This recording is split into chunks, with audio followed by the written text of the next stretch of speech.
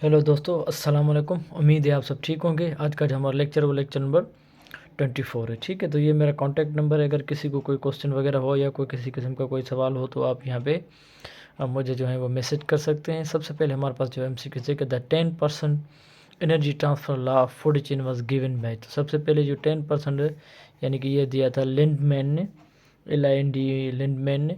तो इसका कहने का मकसद ये है कि भाई जो लॉ ऑफ हमारे पास कंजर्वेशन है कि भाई एक लॉ है कि भाई energy neither be created not be disturb but it can be change from one form to another form. और दूसरा लॉ है हमारे पास कि भाई no energy conversion is 100% accurate, some of its energy is lost in the form of heat. यानी कि कुछ जो एनर्जी होगी ज़रूर हीट की फॉर्म में लॉस होगी। तो ये लॉ ऑफ कंजर्वेशन है। ठीक है, तो यहाँ पे भी ये लॉ ये है कि भाई अगर यानी कि एक जगह से दूसरी जगह तक जो एनर्जी है वो लॉस हो ट्रांसफ़र हो रही है तो मोस्टली जो उसका अमाउंट होगा वो लॉस होगा और 10% जो होगा वो शिफ्ट होगा।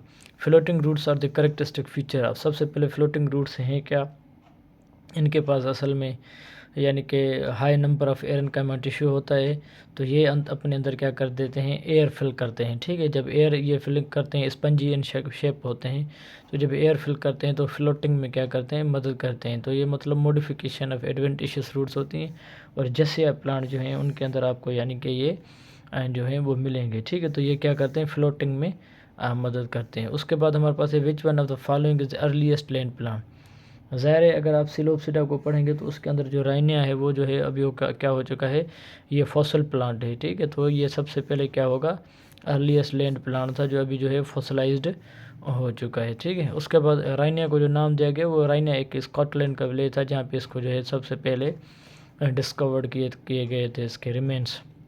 उसके बाद हमारे पास scutellum of the gram embryo is scutellum एक क्या होती है, वो मेम्ब्रेन होती है ग्राम जिसको हम क्या कहते हैं, यानी कि ये चने जो होते हैं उनके एम्ब्रियो में। तो ये अभी क्या है, वेस्टिजियल आर्गन में आता है। इनका कोई अभी जो है खास हमारे पास यानी कि फंक्शन वगैरह नहीं है। तो इसको क्या कहा जाता है, वेस्टिजियल आर्गन कहा जाता है। Stomata and bryophytes are present in the.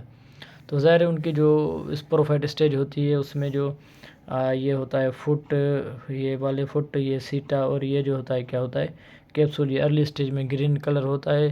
तो ये इनके पास क्या होते हैं, stomata for the gases exchange. उसके बाद हमारे पास rubber is commercially obtained from.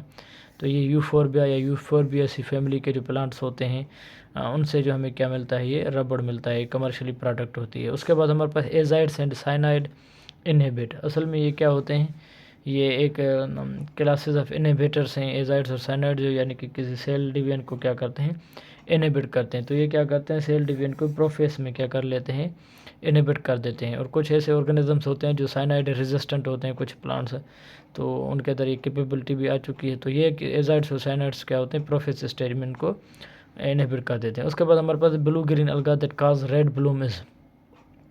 वो ये इतना ग्रो कर देते हैं, जो पानी होता है वो रेड दिखाई देता है, तो उसको हम क्या कहते हैं, रेड ब्लूम। तो ये ट्राइकोडस्मियम जो है हमारे पास यानी कि ब्लू ग्रीन अलगा, इसकी वजह से जो है वो क्या होता है, रेड ब्लूम होता है। उसके बाद हमारे पास abscission layer developed during leaf fall, यानी कि inside the is made of, यानी कि ये जो लीफ एब्सेशन जो लेयर बनती है, एब्सेसिक लेयर, तो यानी कि ये क्या करते हैं, एब्सेसिक एक लेयर होती है जो मतलब अगर ये कोई ब्रांच है, ये उनका लीफ है, तो उनके बीच में जो ये इधर क्या बना देती है, एक एब्सेसिक लेयर बना देती है।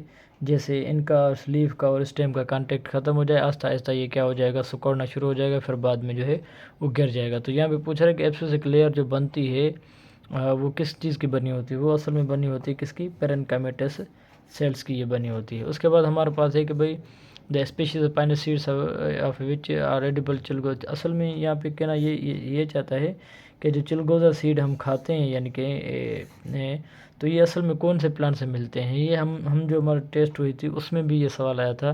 तो इसका जो सही आंसर है वो पाइनस जेराडियाना जो है, इसका जो है वो राइट आंसर है। इनसे जो हमें चिलगोजा सीड जो है वो मिलते हैं। ठीक है, तो आज के लिए इतना काफ़ी। इंशाल्लाह नेक्स्ट लेक्चर में आपके साथ हाज़िर होंगे। दुआ में याद रखिएगा। शुक्रिया।